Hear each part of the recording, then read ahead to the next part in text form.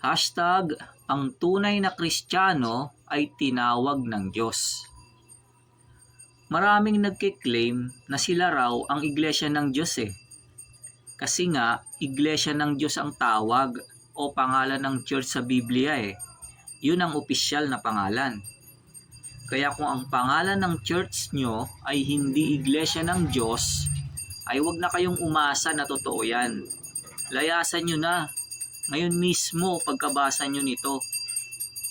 Pero hindi lahat ng nagsasabing iglesia ng Diyos sila ay totoo. Lalo na ang Katoliko.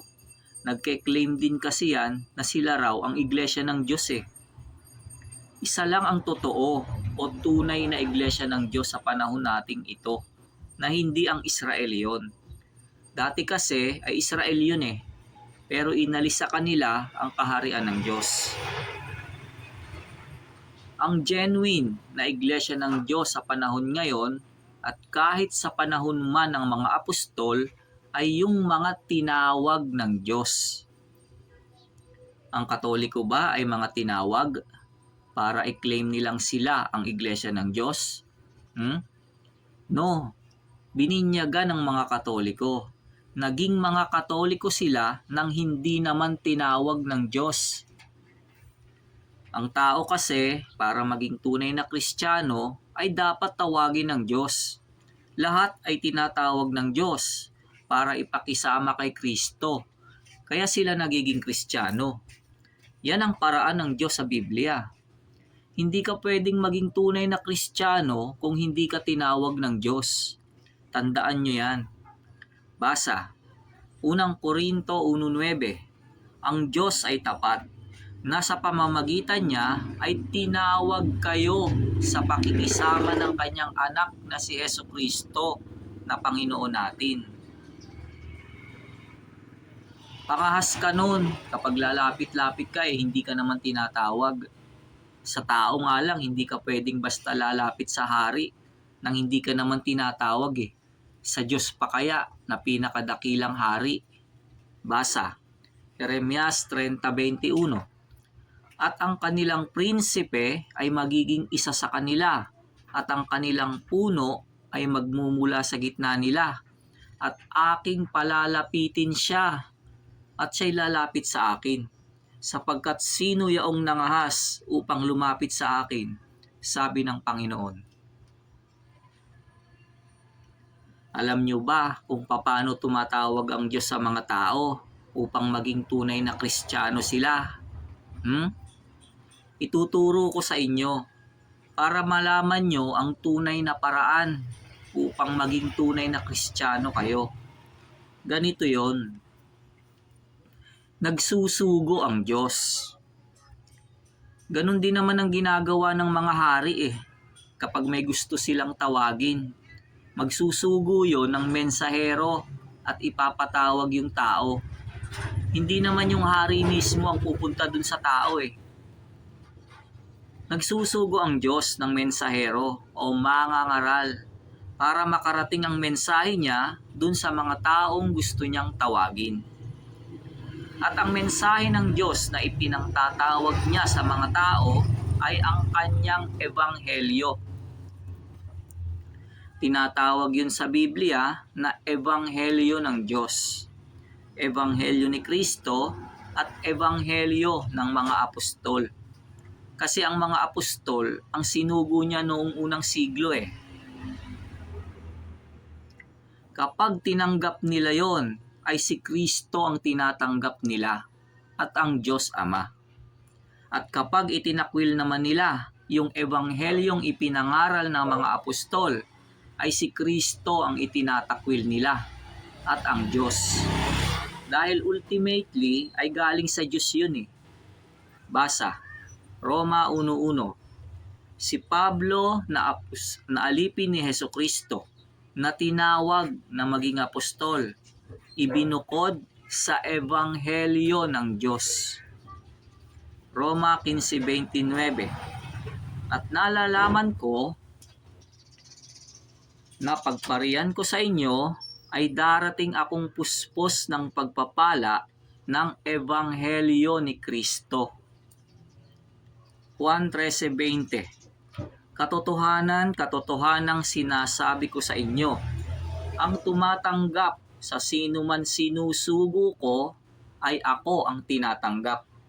At ang tumatanggap sa akin ay tinatanggap ang nagsugo sa akin. Lucas 10:16.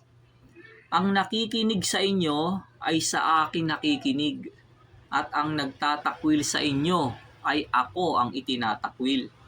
At ang nagtatakwil sa akin ay itinatakwil ang sa akin nagsugo.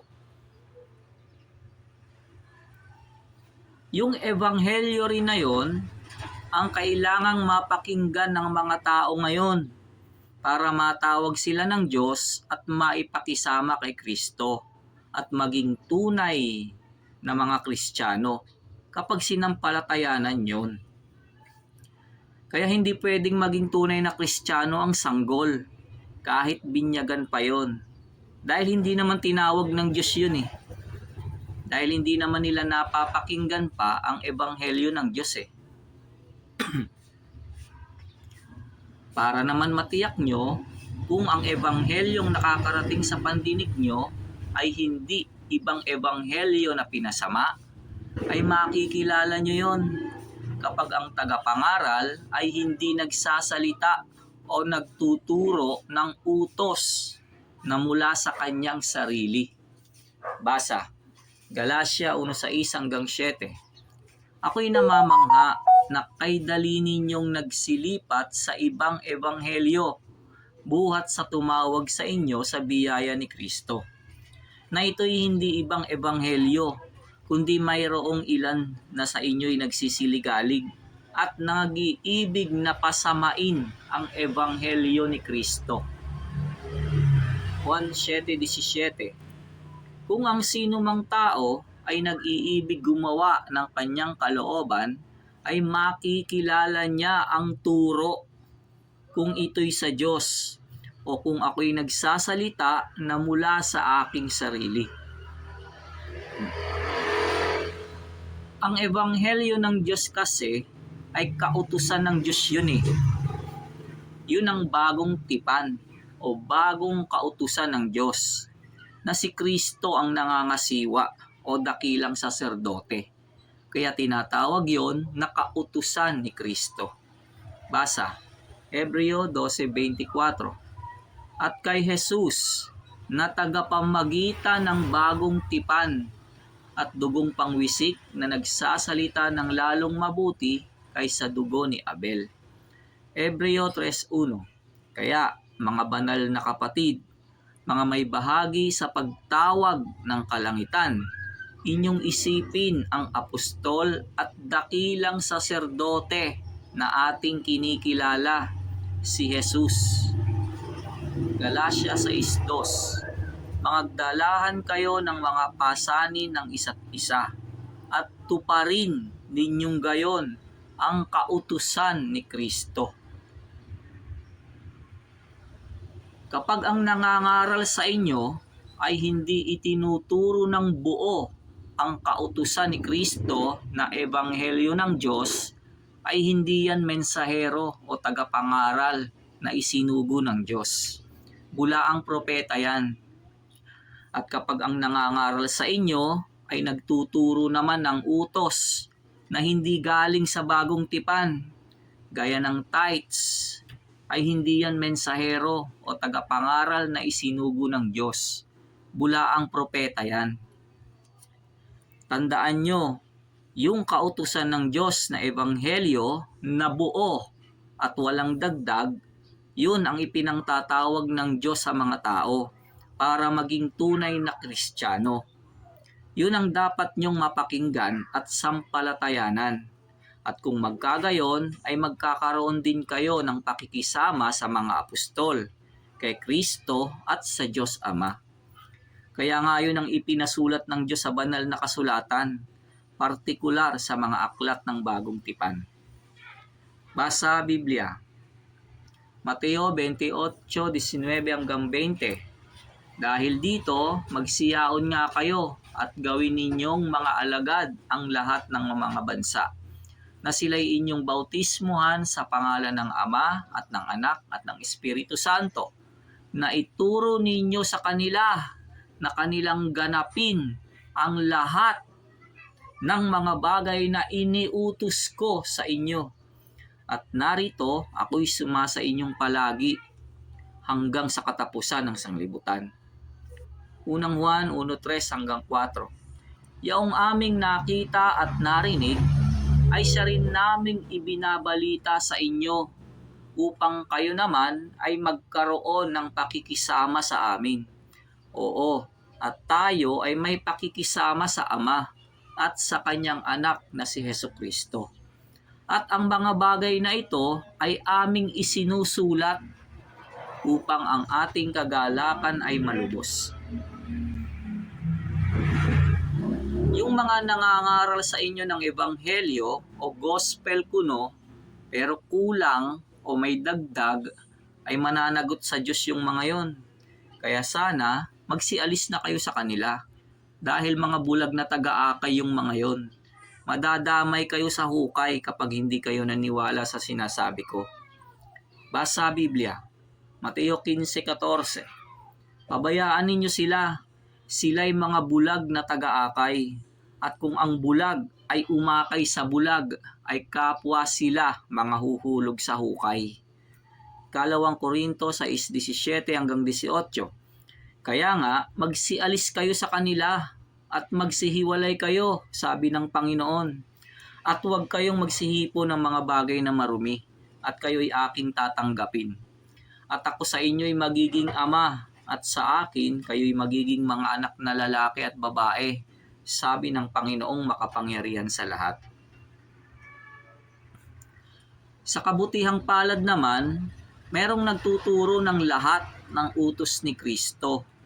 Kaya huwag kayong mag-alala na wala kayong mapupuntahang tama. Meron po. Attend kayo ng doktrina ni Kristo sa Members Church of God International. Weekdays, 7 p.m. Walang bayad yon. Libreng-libre. Read Bible. Isaiah 55:1. O lahat na nangauuhaw, magsiparito kayo sa tubig at siyang walang salapi. Magsiparito kayo, kayo'y magsibili at magsikain. Oo, kayo'y magsiparito, kayo'y magsibili ng alak at gatas ng walang salapi at walang bayad. Unang Korinto 1:2-24. Sa iglesia ng Diyos na nasa Korinto, sa makatwid bagay, sa mga pinapaging banal kay Kristo Jesus, na tinawag na mga banal, nakasama ng lahat ng mga nagsisitawag sa bawat dako sa pangalan ng ating Panginoong Hesukristo na kanila at ating Panginoon. Ngunit sa kanila na mga tinawag, maging mga Hudyo at mga Griego, si Kristo ang kapangyarihan ng Diyos at ang karunungan ng Diyos. 2 Tesalonica 2:14. Sa kalagayang ito'y tinawag niya kayo sa pamamagitan ng aming ebanghelyo upang magkamit ng kaluwalhatian ng ating Panginoong Hesukristo.